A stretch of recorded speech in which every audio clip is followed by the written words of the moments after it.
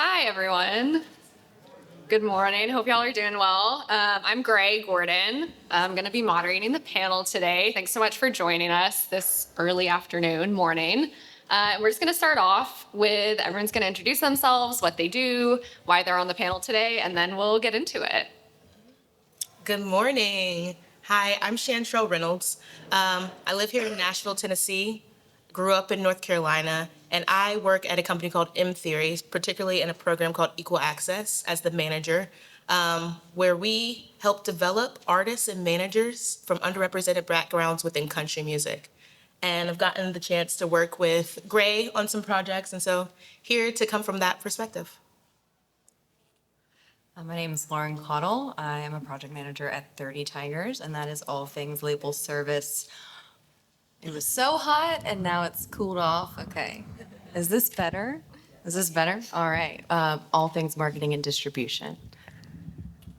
I'm Darby Leiber. I grew up in Fort Worth, Texas. I live in Nashville. I'm a manager at Make Wake Artists, which is a country and Americana management company. My main client right now is Brent Cobb.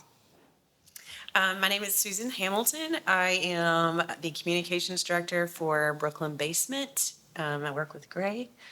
She's our creative director. I am the publicist, the one publicist. And I'm also a recovering attorney. So, yeah. Thank you. Yeah, and as Susan said, I'm the creative director for Brooklyn Basement, also recent manager. And I work with Miko Marks, Emily Scott Robinson, Ron Pope, to name a few. And I've been with Brooklyn Basement for 8 years, originally from Austin, Texas. And I just moved from Nashville, and now I'm actually in Brooklyn. So kind of restarting the Brooklyn office. Yeah, so today we kind of wanted to talk about visuals within a rollout plan, within being an artist, and when your first impression of an artist and song sometimes will come directly from the visual before you even hear the music. So we wanted to discuss how you can clearly communicate who you are as an artist, what do you want your audience to know, and how are you gonna roll all of that into a campaign. So we're gonna start out just with like general digital elements. So I wanted to throw the question out of what's top of mind and what is on your checklist to get in order before you start an album campaign. I can kind of start. The first thing, like before we even start with like the logistical things on a checklist, whether that's, a profile images or banners, is to start with our goals. Like, what is our goal for this release? What is our overall goal for our career? And that helps to kind of dictate what is going to be on that checklist. Is it going to be full music videos, or is it going to be short form, which I know we'll dig into some of that later, but I really like to start with goals as my first thing, and then some of the more logistical kind of like checklisty pieces. Yeah, after goals, we're listening for singles. And my approach personally is, okay, where does radio see this going? When do they want it to come out? What is our publicist hearing from a narrative perspective? Because we're seeing typically anywhere from 1 to 3 singles as a part of a rollout, sometimes longer. It just depends. Every project is different based on the goals. And once we have those established, we can let the creative flow from the song. That's my approach. We don't have, I do have a thing to add. I like to make sure that we have documentation in the studio, like photo or video when the artist is there with their session players or the producer. Even when we don't know what the single is going to be yet, a lot of times that can be really versatile footage that we can use in the behind the scenes on the album campaign. Yeah. Mine's mostly just making sure that the photos are nice, and I have a photographer friend who gets my press releases, and he's always, if he doesn't like the photo that the band provides me that I use in the press release, he makes comments about it. And so that's actually what the panel is all about. Like when you're eating, the presentation is what's really important, and it could be the most delicious meal, but if it doesn't look good, you're not gonna enjoy it as much. So I always tell my clients, you do eat with your eyes first. And so if you're gonna take your career seriously, it has to come through in your materials. And so it's hard to get journalists to pay attention when you have terrible photos or terrible assets. Yeah, and I think off of that too, having all of your content in one place before you even start the campaign or the rollout is really important. We're big labelers over at Brooklyn Basement, so we make sure everything is labeled as profile picture, cover photo, press photo 1, press photo 2, with everything written out so that when you're sending it out to radio, when you're sending it out to press, they know who the photo credit is, so they don't have to ask you.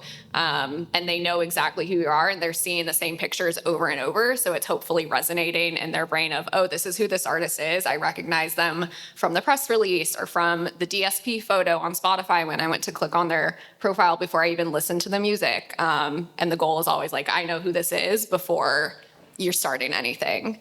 Yeah. Consistency too, yeah. Yeah, consistency of aesthetic and branding and all of that.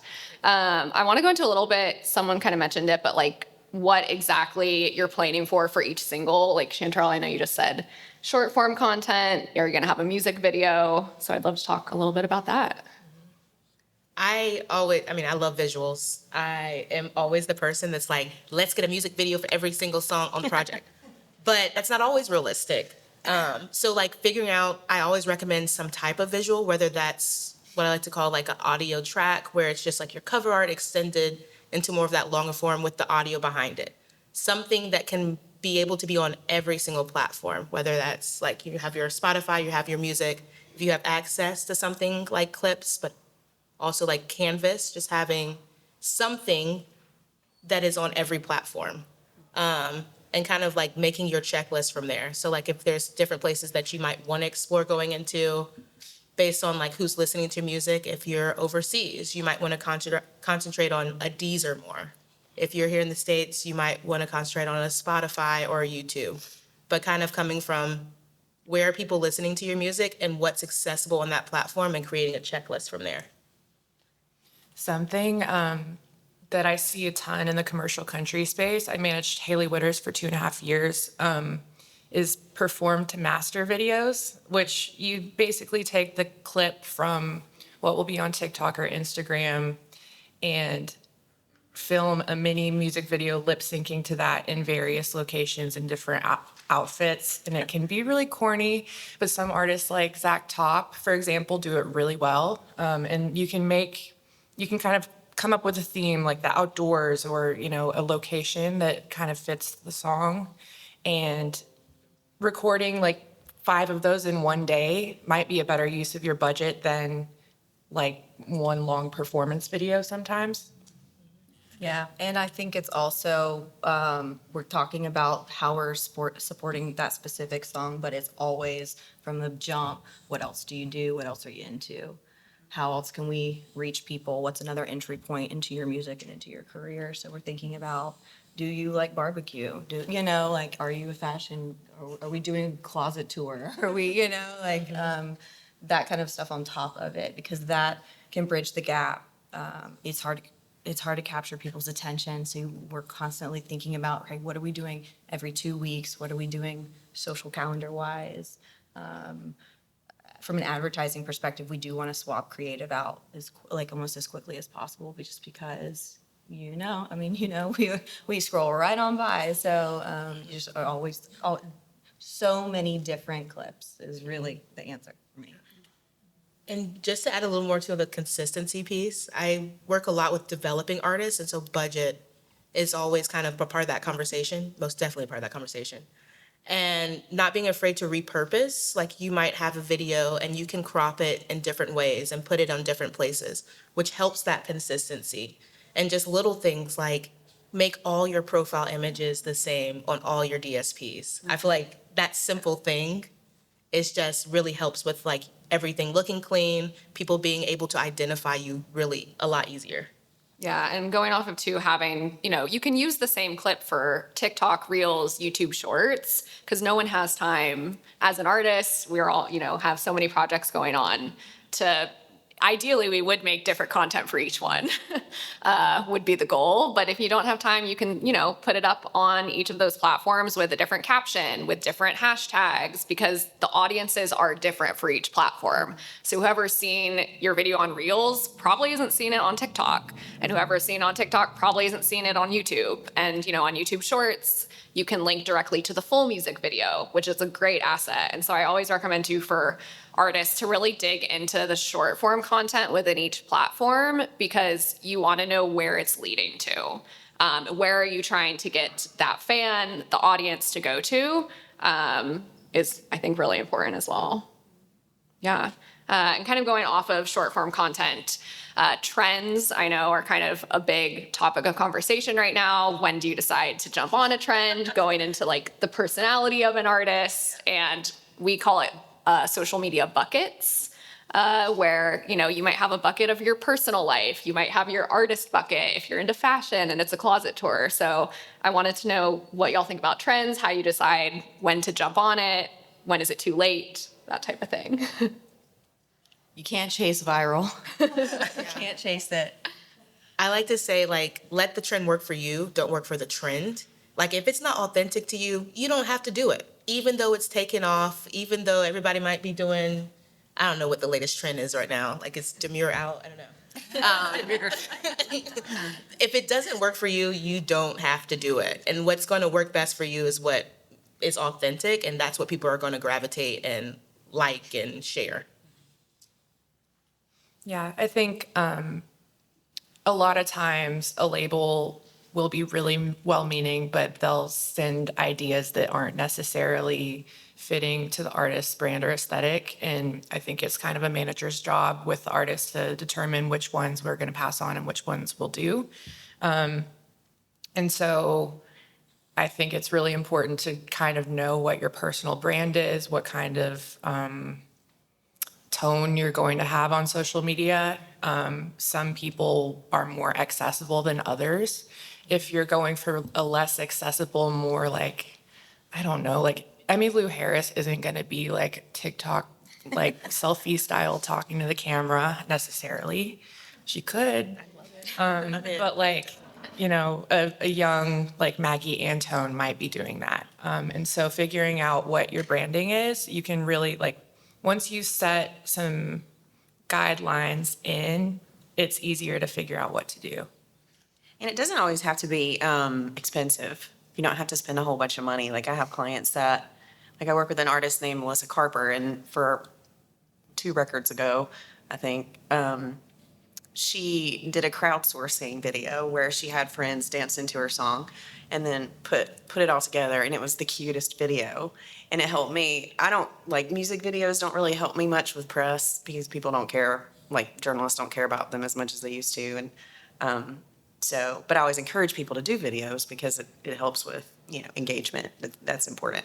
But it gives me something cool to talk about with the video. So, like Melissa had this video and I was pitching it and, saying that how she crowdsourced it and this is her community in Arkansas, stuff like that. That gives me nice little talking points. So it doesn't always have to be expensive.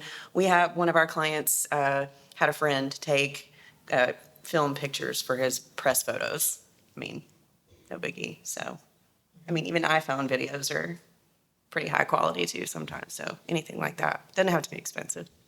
A lot of times, honestly, the iPhone video will perform better because fans know that it's the artist is coming from them instead of a professional thing. Yeah, I think like towing the line of how do you want to present yourself online is really important. Are you trying to be a little bit more authentic and genuine? Do you want it to look slick and crisp? And that goes into like the iPhone shooting of it all. If that's your brand on social media, go for it. Like you don't need to hire 3 really expensive cameramen and cameras to shoot this content, that someone will see and then scroll right past. And so, yeah, it's important to figure out where you want your budget to go. And kind of talking about, like Susan was saying, she had friends help her with a video. User-generated content is becoming kind of a big thing. UGC is what we call it, within a single, and getting your fans to make content around the single, and weaving that into a campaign. So I'd love to hear if y'all have had any success with that, since it is kind of a newer thing happening. Not personally so much, but I would say like Chapel Roan is an amazing example of someone who has it, because I would say like Hot to Go, her song, Hey Americana, let's talk about Chapel Roan. It's cool for the fans to take pictures of the crowd during that live performance. And so activating your crowd to get like a moment where they're filming and posting it themselves will take you a lot further than you necessarily might on your own. The way that like that's activated, I would say, is a lot by sharing what the fans do, encouraging them, like sometimes commenting, reposting, etc. And then you can even be as like what you said with Melissa Carper, asking your fans to like come up with something, and then you're gonna put it together for your Spotify marquee, not marquee, what is Canvas? Thank you. Or using what fans submit to you in certain artwork can be a really cool tool to make them feel involved. Definitely like resharing what fans are doing helps spur more fans to create that. And then if you are willing to invest, the time I would say to invest is once you see that traction picking up. And by invest, that's like if you were to do an influencer campaign and hires maybe some bigger influencers to keep that momentum going. But it's really getting that initial momentum by being in the comments, knowing who your fans are, getting them to activate and start making that content. Yeah, we've also seen success with recently with an artist, Amos Lee. We had a cover song contest, so we had fans encourage them to cover a song. They had entered for a chance to win a fly out, so to a show. I would say my approach would be organic. Most of my artists are not someone we're paying to create that, but I think from an independent side, an independent artist angle, I think it's about liking and like you're saying, because those fans, you're building that hardcore fan base, and if somebody's already posting about they might become a diehard fan just because you liked their comment or their story or shared something of theirs. And I think that goes a long way with fans in building that core community, because you can't just manufacture the UGC. You can't just make people want to create content with your songs. The other aspect is the timestamp of the song that you are putting onto social. So when you want to go and you want to add, say you're not making a custom, you're not a fan's not going to maybe speak in this piece of content, but they want to use your sound on TikTok, on Instagram, on Facebook. So being very strategic with what your timestamp is.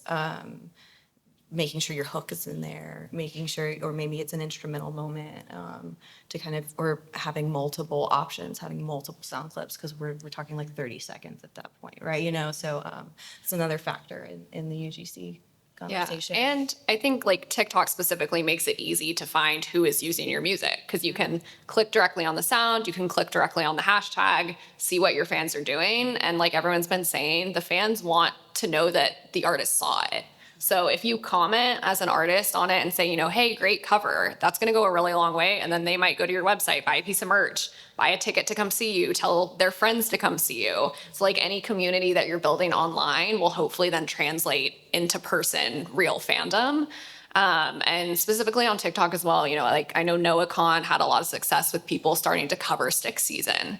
And that's kind of how that song like really popped off. And he was finding covers, commenting on them, liking them, sharing them. And it got people to see the song. And so I kind of always suggest that too, of like, see if there are fans already covering your music and then share it on your Instagram story.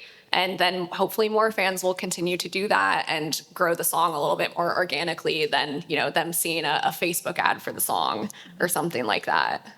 We're tired of being sold to. Yeah. We know we're being sold to. It's a shift in advertising. Mm-hmm. Yeah. The duet button on TikTok is very important for that as well. Haley had the everything she ain't clap clap trend happen, and she kind of added fuel to the fire by duetting the popular videos. The Lainey Wilson dump truck trend. She like kind of started that. I don't know if y'all know that. This is more country, but people were talking about her and she just duetted it and said, yeah, I know, kind of thing. And it was it just like caught fire after that. Yeah, and like being able to have, fun on socials as much as you can. And I always don't think that there's harm in experimenting and trying new things. And if something sticks, amazing. If it doesn't, you tried it and now you know not to do that again. I always kind of tell our artists, like, you can always delete something if you really have to, which obviously you don't want to make a habit of. But, if there's a trend that maybe didn't feel as authentic and you tried it, then we know now, like, not to do that again. And that there is just as much, there's a pro to trying something and it not working just as much as kind of there's a pro to something working, and then you know not to do it. Yeah. Yeah. And so kind of going into that a little bit, I think we're going to shift a little bit to overall visuals and like long form content, branding, crafting the story around your album. And so I know like Chantrell, you work a little bit as a creative director, and the process with artists can really differ across the board. And artists can come to you and have a very clear vision for what they want to show with their album, or sometimes they don't. And so I just wanted to hear about how you kind of manage around that and what you do. Definitely every artist, every creative is so different. So learning to listen, I feel like first off, especially as people in the music industry, we do a lot of releases, but everyone is so different. So kind of some people may not have the music video completely done when we set the release date. Some people want to have that release date like 3 months out. So kind of being a little more flexible in that position, but also just being in tune with what's happening in the world. I feel like when the things start to align is when things are more successful. So I feel like there's been, I think, a more recent instance. I work with an artist, Chris Hausman, who released his debut album back in May. And he had a song called Guilty as Sin. And my Swiftie friends told me that Taylor was also releasing a song called Guilty as Sin on her album the following week. And so freaked out a little bit, trying to figure out, like, should we move this? Didn't move our plans, kept the release, but instead leaned into kind of that timing, the things that you can't plan, just being aware of what's happening, and use that tagging within our YouTube. So Taylor didn't have a visual for that song, and so when you typed in Guilty as Sin, the second thing that pops up is Chris Hausman. People were discovering him like, I wasn't coming here for this, but now you've got a new fan. So like just being in tune, listening, and kind of like some things you can't plan. It's just kind of, in the moment, but also as much as you can plan, also do those things. So like getting those checklists in advance, getting everything kind of like buttoned up, final edits, making sure everyone's opinion, credits are in. Those things you can have more control over, but also just being willing to flow in the other parts, especially with artists. I'm sort of long form content related. My thought was, TikTok's not competing with other social media platforms anymore. They're competing with the Netflixes, and they want to see their creators keeping users on as long as possible. So when I think about long form content, not just the value of investing in YouTube and making sure we are not forgetting about that DSP and that partner and all of the great features that they've worked so hard to help support artists with, but thinking about like going live and like that in a way is long form, and I think is what I'm getting at. And just keeping your fans engaged, whether you're singing cover songs, or you're having guests or friends, or you're doing a Q&A or AMA, or polling people, and building that community and spending time with people interacting, I think goes a long way. I think that short form content is a really good way to grab someone and bring them in, but having something longer, if it's a documentary style 10-minute video on YouTube, like that's what the real fans of the artist are craving. They want something, a window into the artist's creative process or life or whatever the piece is about. And so I think sometimes you could view it as catering to the different aspects of what you're developing. Like, you do want to continue to bring fans in, but for the fans you already have, you want to make sure that they are also getting what they want. And so I don't think you should just focus on one or the other. Making sure that, like, the real OGs are also getting, something cool is important. And yeah, Susan, from a press perspective, how I'm does trying to think. long form content kind of tie into your pitching and all of that? It's helpful when I have a client who has outside extracurricular activities that I can use. Like Melissa again, she's a great example. But I get to work with Lauren on Melissa, and that's really fun. And Go listen to Born, didn't ya? Yeah, It please. came out in July. on sale, streaming everywhere you can find. No, I'm just kidding. But Melissa's whole brand is she's a rambling soul, and so all of her content features her dog. She's like, she wears thrifted vintage clothes. She literally had an outhouse at her last residence. I mean, so anything that I can use or that my clients make that helps me present their personality to journalists, because if you like somebody, if you can relate to their story, you're gonna like their music even more. And I always tell them it's like a healthy mix of here's what I ate for breakfast and buy my music. So if you can get people to like you, they're gonna like your music, and they're probably gonna hang around longer. So anything that I can use to help spread the love about my clients' extracurricular activities or their personality is really helpful. So I basically just use what I'm given because everything moves so fast. So yeah, it is helpful. Yeah. Yeah. And I'm a fan of still having like one full kind of traditional music video for the campaign. You don't have to have one for each single, but I think having one that showcases who you are as an artist for your publicist to be able to pitch, even for like radio, for anyone that you're even like pitching to for an opener on tour, stuff like that is really helpful. And you don't have to spend a lot of money on it. Like Chantrell and I worked on a video for Miko Marks that, we got a studio like out in Donaldson that was pretty cheap for the day, just used a plain colored backdrop and then put her in a bunch of different outfits. And it was a one-shot style video. There was only 4 people on set. It took maybe 3 or 4 hours.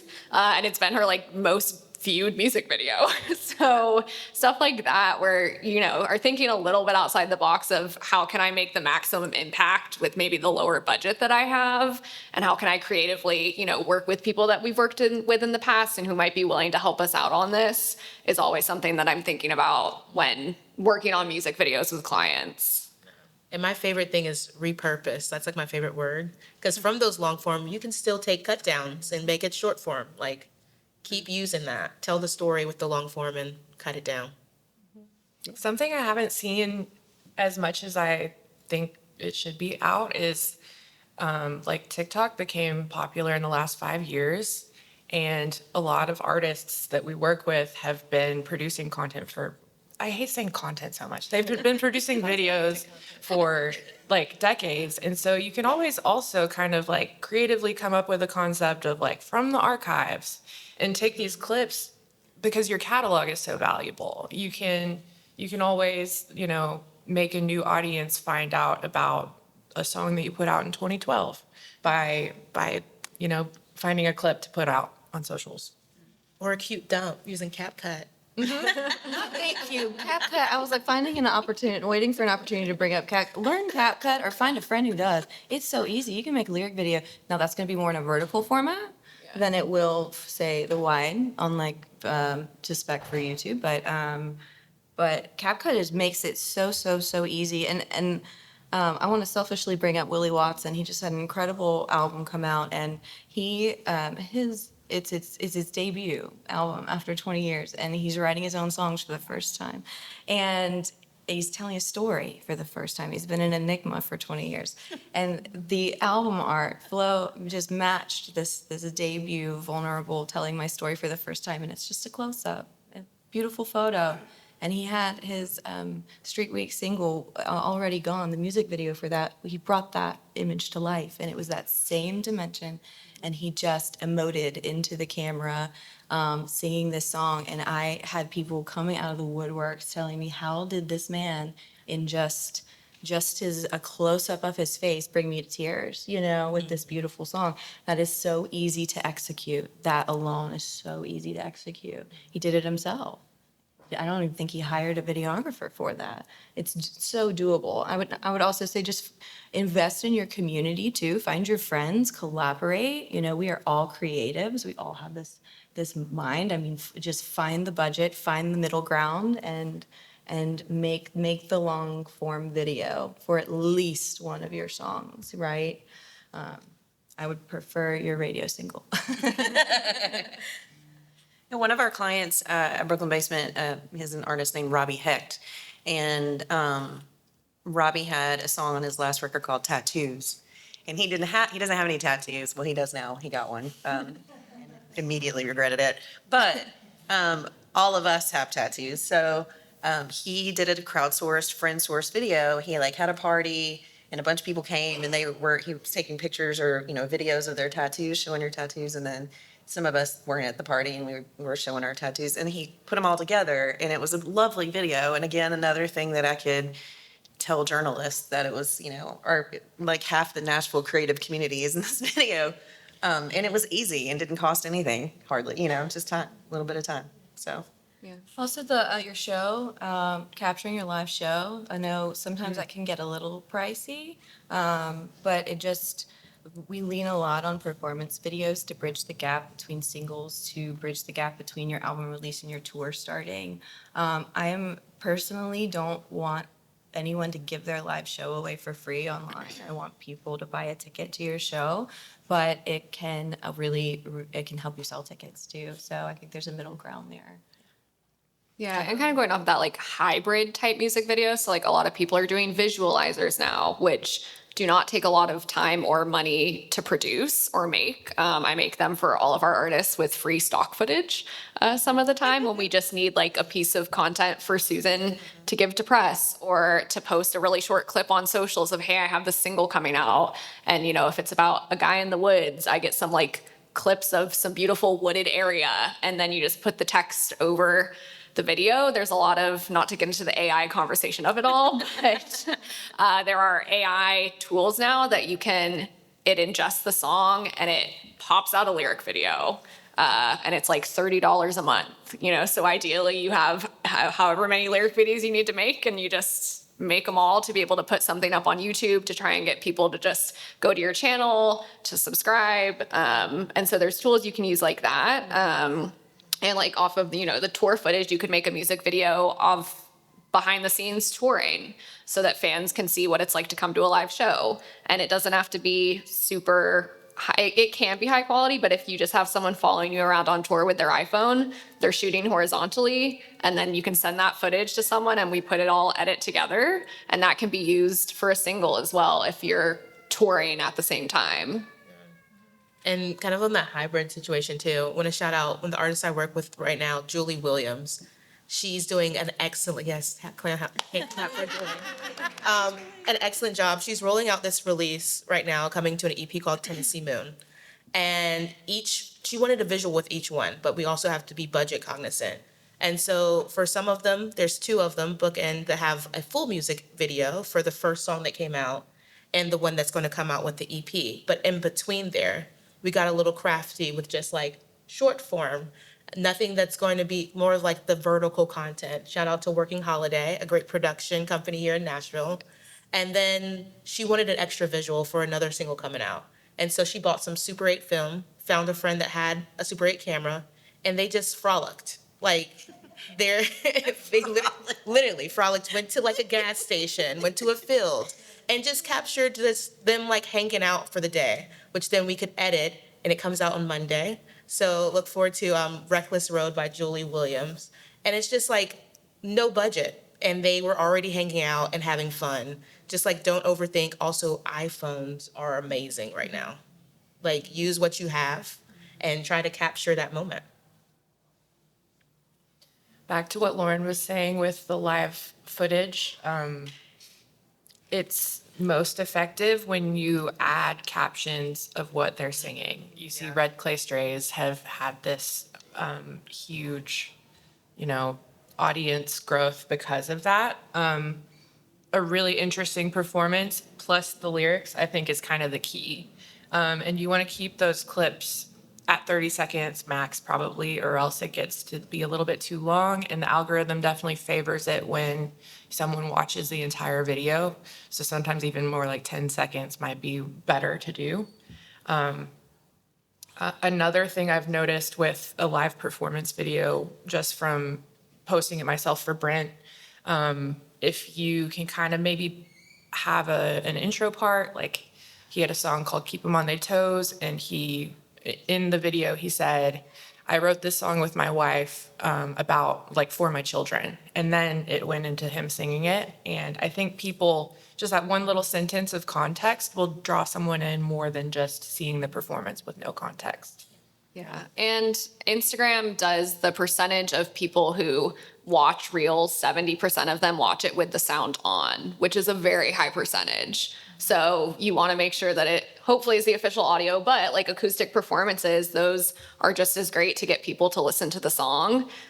So we always do, we suggest a content day for an artist where we block out 8 hours of time for the whole album, and they do all of the songs, the choruses. So then we have that to post with the lyrics and with context. And it's worked really well because then we just have this backlog of content to be able to post. And then the artist doesn't have to think about making an acoustic song while they're on the bus or like when they're in a place that might not look as aesthetically nice. And so, we'll bring outfit changes. We'll change locations so that when they're posted, they don't look like they were all shot on the same day. Which has been very, very helpful for us. So I work with Ron Pope, and so we've kind of been doing that for his most recent single that he just came out with. He got some of his friends to come over. They played in front of a bookcase in his house. And it just kind of looks like, they all got together to sing a song. Yeah. Cool. And the last thing I want to talk about on the visual side is album art.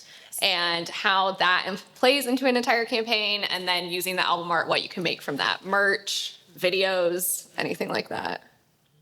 Yeah, I teach a class, a part-time adjunct professor at MTSU. And so my students and I actually were talking about it this past week was our unit was on visuals. And so I pulled up Reddit on the screen in our classroom, and I went to, there's a subreddit called Bad Band Photos. And we went through and because I'm trying to teach them that visuals tell the story. And so I showed them the most ridiculous photos I've ever seen. And we were trying to figure out what the music sounded like from these photos. What kind of music do these people make? What does their look tell us about their story? And nothing. So then I showed them, I work with an artist named India Rainey. And India just put out this really amazing album called Baptized by the Blaze. And she's really super good at visuals too. So if you don't know her, go look her up and go listen to her. She's amazing. Her album art tells a whole story. And it's you should totally look it up right now. It's so good. But the theme of the album was Phoenix energy, burn it down, build it back, So she looks like, can I say a bad word? She looks like a badass in this picture. Sorry. Susan's version of bad is not actually bad. Try again. There's only two places. Do you kiss your mother with that mouth? No, so it's all about Phoenix, fire, energy, and the outfit she's wearing has flames up the side of it. And she's wearing her red cowboy hat. And so the colors were bold. It's red, black, and white. And the White Stripes used to do. They had a color choice. So those are very strong colors. And then she had even the little corners. You know how I'm old, so in the old days when we had actual paper photos and people would put them in photo albums, they had those little corner things that you could put to stick the photos in the album that made them stay in the album, where you didn't have to mess up your whole picture and you could pull the picture out if you needed to. Anyway, the little corners of the photo were little bandana looked like a red bandana. And like it just tells a whole story. And so I pull up that picture and I ask my students, does this tell you anything? And they're like, she makes country music, she's on fire, and it just told the whole story. And so journalists love that too, So if you're very thoughtful about like your album art, yes, Ian knows he's a journalist. He loves good art, right? You love good art. So if the visuals are helping me tell the story, that's like, it's so helpful. Oh my gosh. So just be mindful when you're trying to put together assets if you're making a record and putting one out. But be mindful because, like, help us help you, I guess is what I'm trying to say. In a previous lifetime, I worked for a design agency, and what we would do for brands at the time, which I want to be very careful in using the word brand when we talk about artists because they are not just brands, but we would have what we would call our design Bible. That was your color palette, that was your fonts, that was all of everything flowed from that. So it was kind of like setting boundaries for yourself to make every decision visually easy. So that can be your album square, that your digital art. It can be what does your center label of your vinyl look like in relation to the color vinyl you're pressing and the actual sleeve and the jacket and all of that, and then everything digitally as well. However, that again, no two projects are the same, no two artists are the same. If you are like a loosey-goosey, like gritty, maybe a design Bible doesn't make sense for you. So like it can be wild and free too. There's no rule here, but if you're looking for a safe space to explore within, it can be really great to set like that Pantone color palette for yourself and let everything flow from that. Yeah. I highly suggest brand Bibles or brand guides. Like, I'm that type. Like, if you're going to tell the story, tell it all the way through. Literally, the panel is, we eat with our eyes first. So I feel like nothing is really new. As a creative director, I lean a lot on references. So doing the research and like figuring out where did this start? Like, if you want to use like, trying to think of an example, like some Native American leaning kind of symbolism, know where that comes from. Know where, like, if you're putting a cowboy hat, make it authentic. Like, what kind of style are you wearing? Are you from Texas or are you from like upstate? Like, what is our vibe? And but also kind of putting that to paper with the brand guide, being consistent, because it could be something as intricate as Cowboy Carter, that cover art, with like all this imagery and things that have deeper layers and deeper meanings, or you can be Brat, which, I mean, in my opinion, is like the ugliest thing ever, but it's like, you know what that is. When you see that color, when you see that font, it's Brat, it's Charlie. Like, it makes sense for this project. So just like be an artist all the way through, and then find people that can help you. Because you could be great at the music, but you might not know typography. Like, and it's okay. It's definitely okay. So finding those creatives that can help you tell that story. Yeah, and I would say if you're like truly independent and you're like, well, how would I do that? And I don't have the money to hire a designer to build me a brand Bible. Start with your photography. You can literally go into Photoshop and use the eyedropper tool and build it from the colors in your photos. It can just come from that. It can be super simple like that. Or your album art, right? It can just be, you can DIY a lot of this. It doesn't have to sound so like scary and pro and like lofty. You know, it can be grassroots and DIY. Yeah, Gray uses I was gonna- Pinterest boards for us. Like she does mood boards. Yeah, I She was gonna shares say my process is like I do an entire mood board before we even decide what type of photo shoot we're doing. And so I'll present 2 or 3 to the artist and say, when I listened to the album, when I, heard you talk about it, this is what I envision the album art looking like, the videos looking like. I do 4 to 5 colors. I love Pinterest, so I use Pinterest boards. I use like shots from other movies, from music videos, from commercials, any color schemes that I think are really interesting. And then I will pick out like 3 to 4 fonts for each of those. And my best friend, and what I always say is like, the power of a mock-up and putting everything next to each other so you can clearly see how everything ties together is so important. Because even if like one thing is off, you're gonna know. Like, you're just gonna inherently know, oh, that looks like a little bit wonky with that color. And so I think it's important to do that. And yeah, I'm a brand Bible person for sure. And like Lauren was saying, you know, Canva is an incredible free resource for artists that do not have a budget. You can import fonts in there, you can import your logo, you can import your colors. And so then they're all just there for you anytime you go to make a graphic. I always recommend that for people. I also sometimes use this thing online called the color palette generator, where you can upload a photo and then it pulls out the direct colors from that photo. So if you're not visually minded, that's a really, really helpful guide to use. And like what Chantrell was saying about when you look at something, you know what it is. I worked on Emily Scott Robinson's Built on Bones EP, which was a retelling of Macbeth in song form, which was really neat. And we got an illustrator to design essentially what kind of looked like a tarot card for the front cover. It had some daggers on it, had like a bleeding heart. And so you instantly, when you looked at it, knew it was a witchy, a little bit darker, a little bit gritty. And then all of the photos we did for it were shot on film.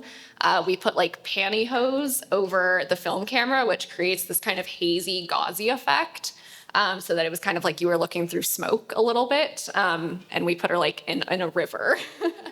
And so it turned out really awesome. And then everything was kind of like built around that. And then it was easy to, pull the colors and we imported into Canva and had people make stuff if they needed to. Beautiful.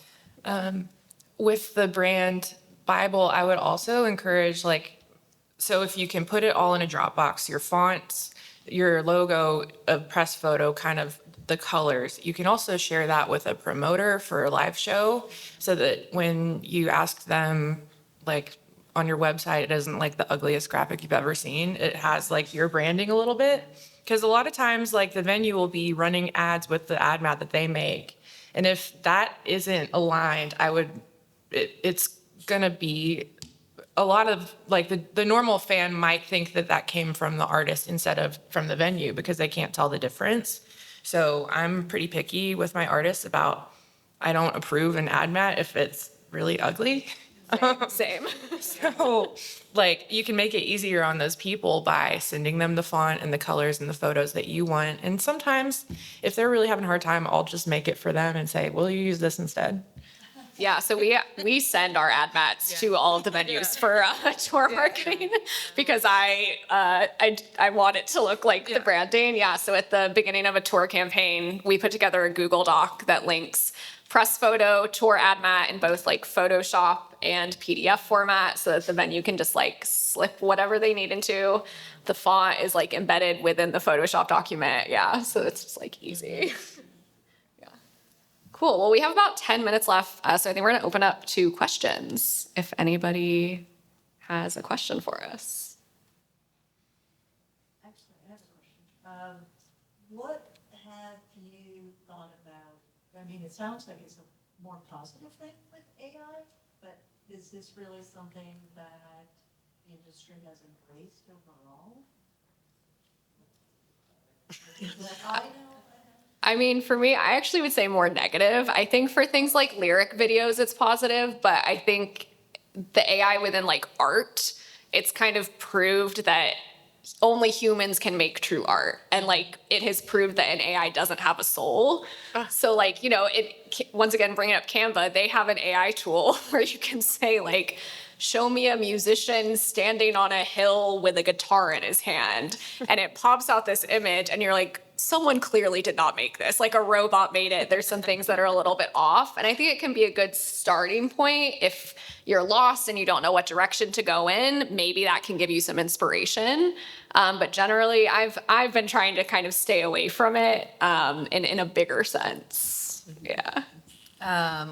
One thing I'm really trying to learn how to best use this tool, but to put my lyrics in and maybe a project description of the album as a whole and maybe the artist's bio as well. And then it can generate captions for you. It can generate prompts to ask your fans. It is what you make of it.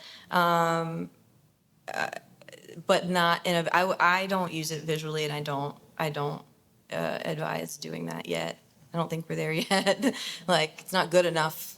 Yeah, to really put, say, money behind an ad asset that was created with AI. Like, it needs to be compelling for us to really do that. But I do encourage using AI maybe for on like the copy side of things. Yeah. Yeah, definitely a helpful tool, but needs a human touch. Yeah, because sometimes like my clients want me to write their bios, and that's like my least favorite thing to do. But I love to write. I just don't enjoy writing bios. Anyway, sometimes I get stuck, and I'll go to ChatGPT and I'll put in what I have, and then more information, maybe some track notes and stuff, and I'll see what it spits out to get me over my creative hump.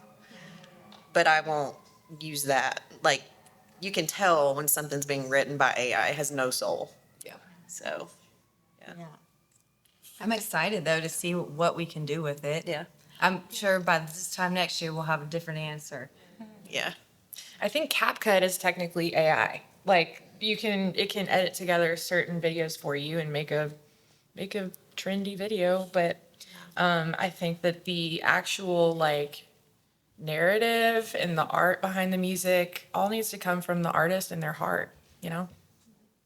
And you can tell, yeah, you can tell when it's AI. I'm Chris Amblis, I'm an artist. And I do have a question, but I just want to say also I've used ChatGPT and other things like that just to even give myself like, hey, give me 30 ideas of engagement posts or like questions I can ask my band to just like come up with content. So Yeah. anyway, my question is based on just like things that I've heard and like anecdotal things that I've seen. It seems like TikTok maybe the algorithm like prioritizes new accounts. Have you guys found that to be true? Because I wonder if I should just like start a new account.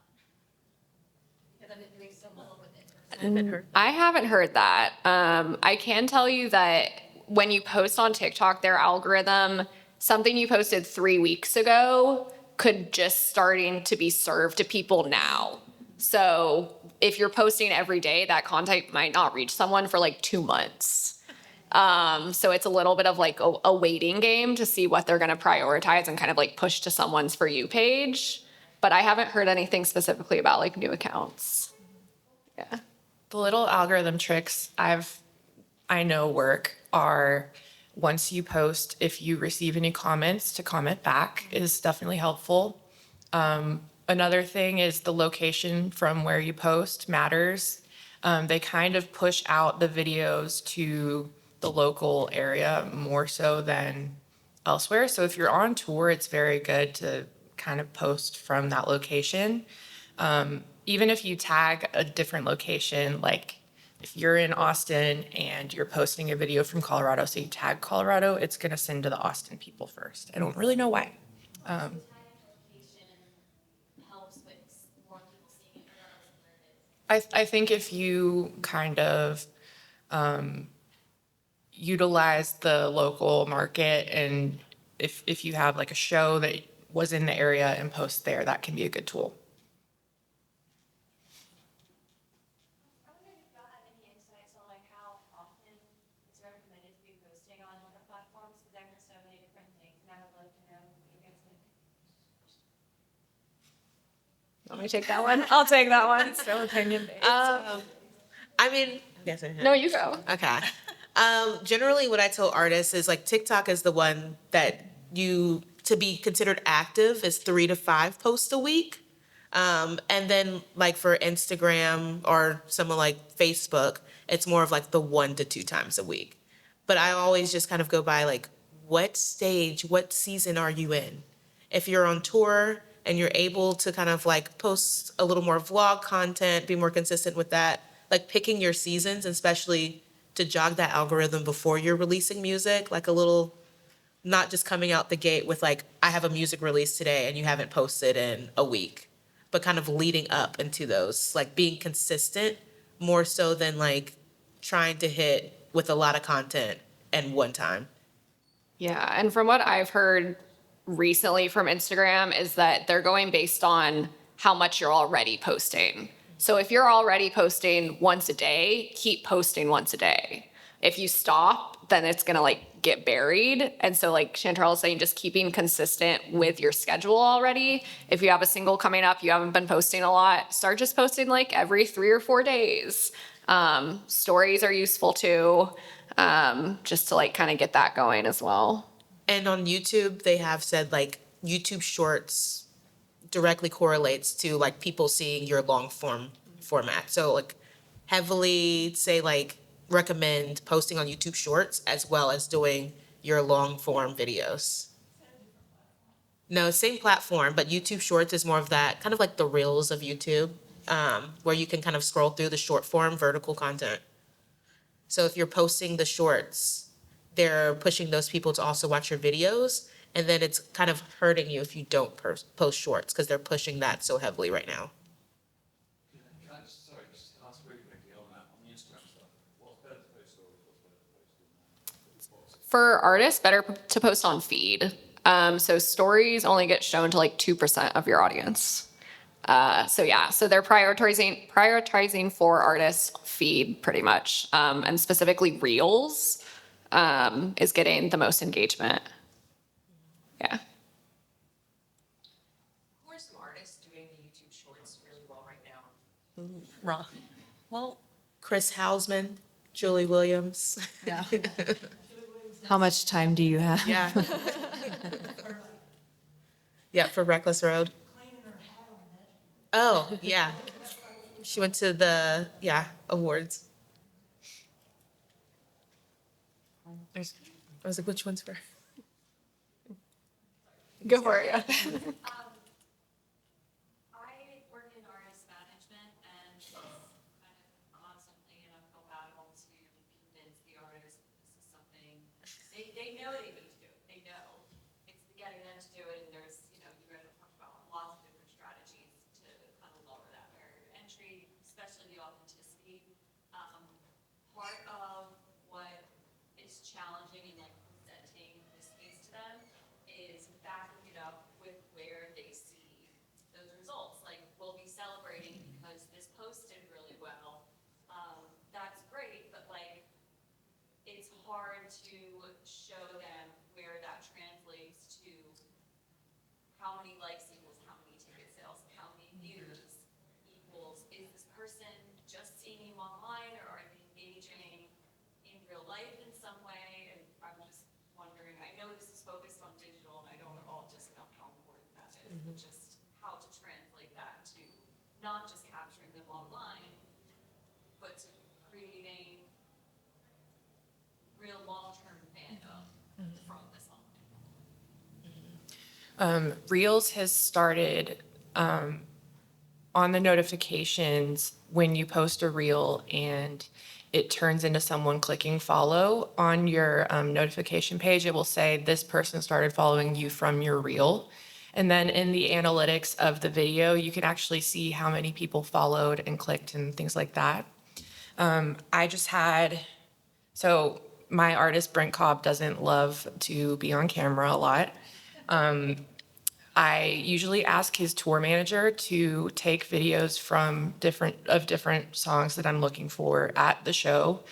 He'll send them to me, I'll add the lyrics, and I'll post. So I'm kind of a Brent Cobb catfish sometimes. But we had one recently that it did well. It got about 125,000 views. And in the analytics, I actually can see that 1,200 people followed Brent because of that video, like directly from the Reels page. And so that was cool. You can see an actual significant growth in follows. I won't say that means people buy a ticket yet, but hopefully we can convert them throughout the album campaign. Yeah, and I'll say, kind of one thing we haven't said out loud is I don't envy any artist this day and age and the pressure to be a content creator because those are different things. And I would say kind of to bring it full circle, like Ray was saying earlier, plan around that. If we know that artist is not going to be a talking head on the internet, plan that content day or plan 3. So you are banking a lot of stuff and then scheduling out your post for the next 3 months or whatever. or come up with ideas that are less them facing. But we do see content, especially advertising, your artist face being in the ad within the first, I mean, immediately. Your face being in there is one of the most effective pieces of content right now. I mean, and then I would say also work around it in the sense of maybe they're posting about albums they love. Maybe they're, what else can we talk about if you're not comfortable on camera investing in this social media relationship? You can work around it. Yeah. I think we have time for maybe one more question. Oh, just wanted to add to that real quick. Like one of my favorite tools to do is a smart link. I like to use like Feature FM or Foundy just to wrap that whatever you're sharing, so you can see. You might not see the transaction, but you can see where people are viewing this and kind of assert like from that data, where are ticket sales coming from, where are the follows coming from, like where's your audience? I'm curious, I've gotten to where I'm really starting to suck at social media. Just Me too. so It's a lot, yeah. And there's so many other things I have to do. So, what I'm wanting to know is, how can I find somebody who I can sit down with for a few meetings and say, okay, switch it here, get me up to speed on the stuff that I've been with the slide? Yeah, I was gonna say like any young person that might be doing like freelance social media, honestly, or like consulting. Yeah.